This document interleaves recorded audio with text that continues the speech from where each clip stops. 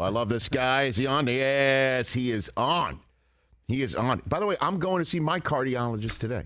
Oh, nice. And the reason why I bring it up is because this man is working with Novartis in the Coaching Cholesterol campaign, talking about heart health. Coaching cholesterol. By the way, I guess I should ask him. Bruce Arians back here on the Rich Eisen Show on the Mercedes-Benz Vans phone line, the Super Bowl winning head coach. Coach, did you ever coach a guy named Cholesterol, or is this your first time coaching cholesterol? This is the first time I've coached cholesterol, and I think he's got a chance to be a pretty decent player. Yeah, how does one coach cholesterol? What do you got for me on that, Bruce? First you do is go get a blood test and find out what your levels are, and make sure they're good. Mine and are if right. not, diet, exercise, and medication, brother. Okay, brother. Very good. How's life? You look good. I saw you on TV making the rounds. You look good. How much weight have you lost, Bruce? Since the Super Bowl 52. Ooh. Wait a minute. Yeah. Wait a minute. Is that the number? Is that the number of the Super Bowl you won, or that's the amount of weight that you lost? Wait a minute.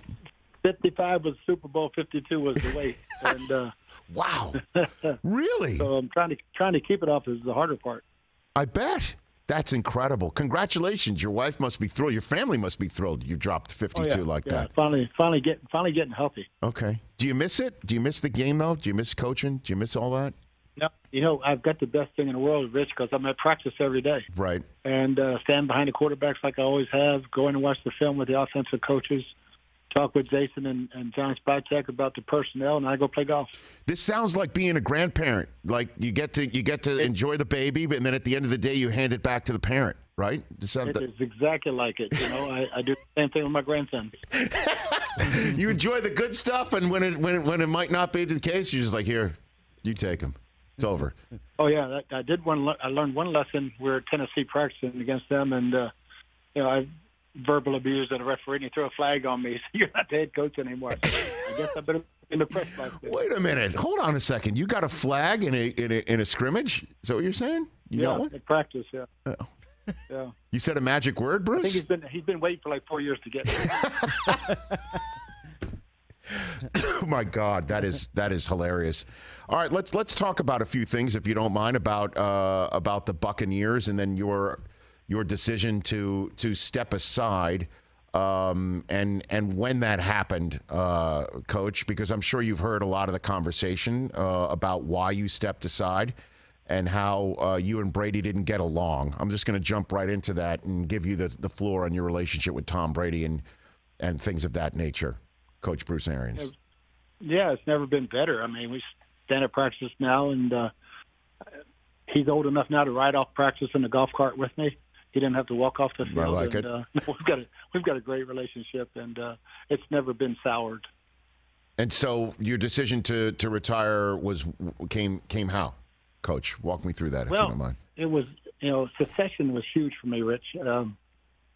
I watched the hiring cycle, wasn't real pleased with the way things went, and decided it was, time for Todd to take over.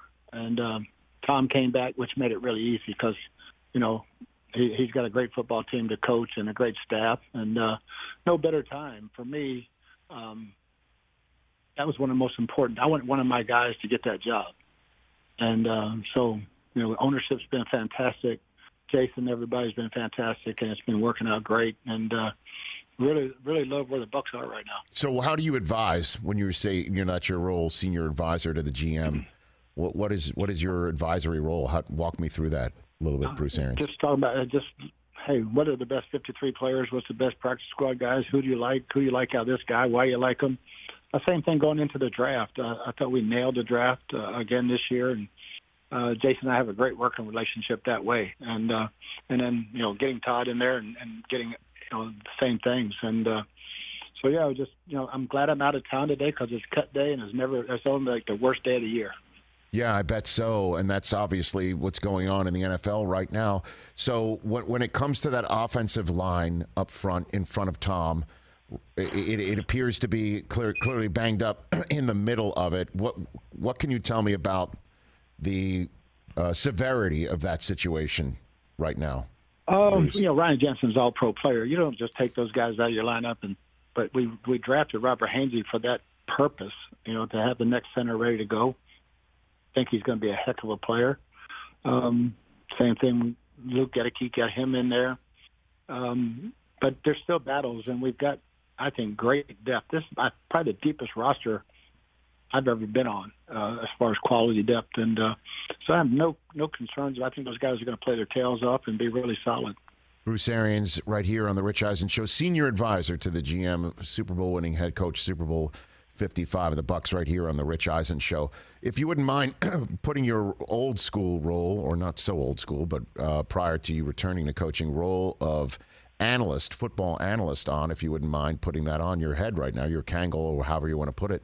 Yeah. The story that Jimmy Garoppolo has been re-signed by the 49ers as the backup quarterback to a kid in Trey Lance, who we all know the Niners gave a ton of draft capital to the Dolphins to go up and select. If you're Kyle Shanahan, how do you work that situation and its awkwardness potentially? Yeah, I think John Lynch and Kyle both have great personalities, and they've talked this out. You know, Jimmy wouldn't have done it if he wasn't all in, and it's hard for me to talk about another team's guys, but right, haven't been in that situation, so I can't really swear to it. But I think everybody's probably on the same page.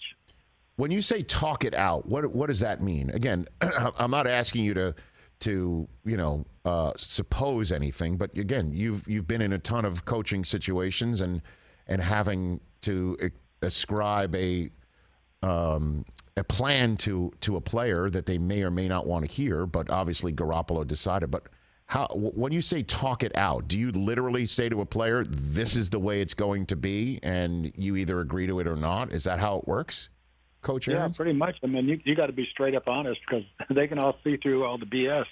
And, he and his agent, whoever it was, they had to all talk this out and decide, hey, this is best for me, best for the 49ers, let's go.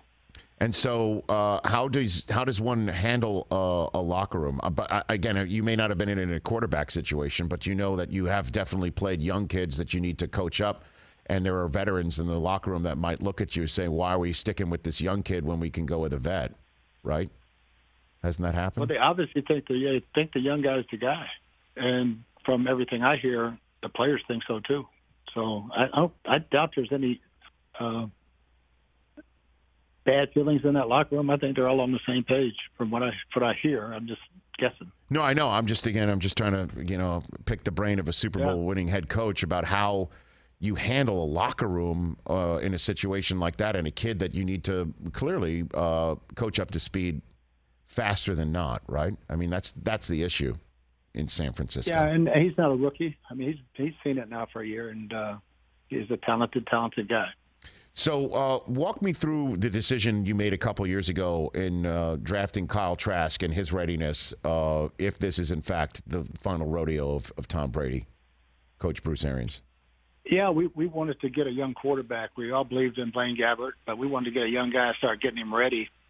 And I love Kyle's story. He's a backup in high school, backup in college, and when he got his chance, man, he lit it up. And big, strong guy, plays in he's mobile, but I mean, he's not a runner. But love the way he looks downfield and the throws he made at Florida in big games. So he has all the tools.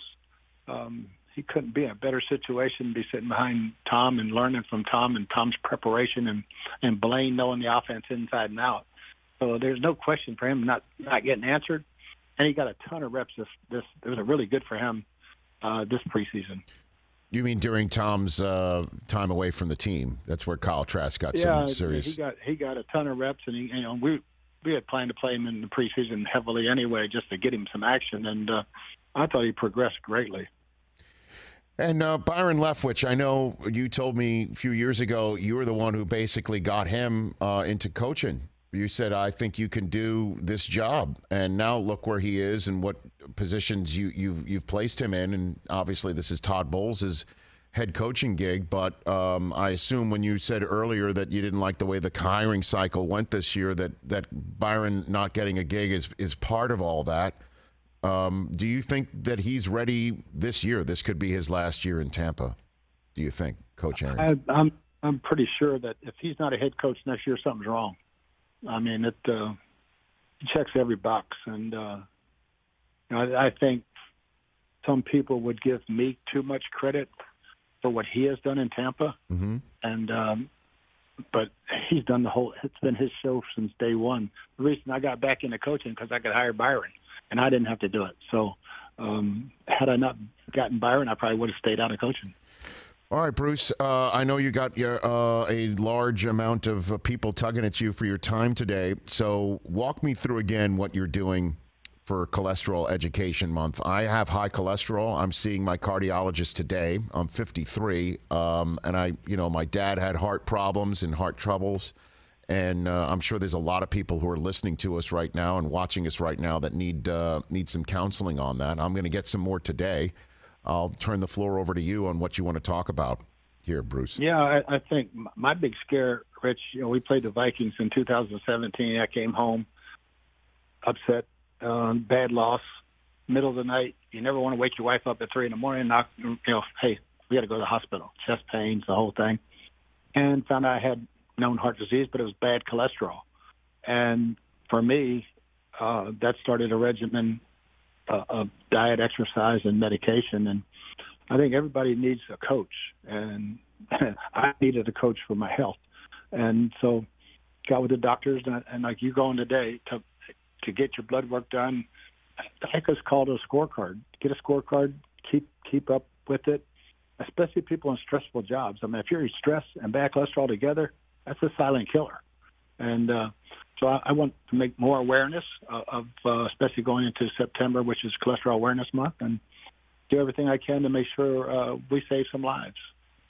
Coach, send my best to your family, okay? If you're ever coming out here to L.A., I'd love to have you sitting in this chair next to me just to have a better eye-to-eye with you as opposed to over the phone. Always appreciate it. No doubt, brother. It's always fun. Right back at you, Bruce. That's Bruce Arians, the famed BA, the head coach of the Super Bowl winners in Super Bowl 55 right here on The Rich Eisen Show.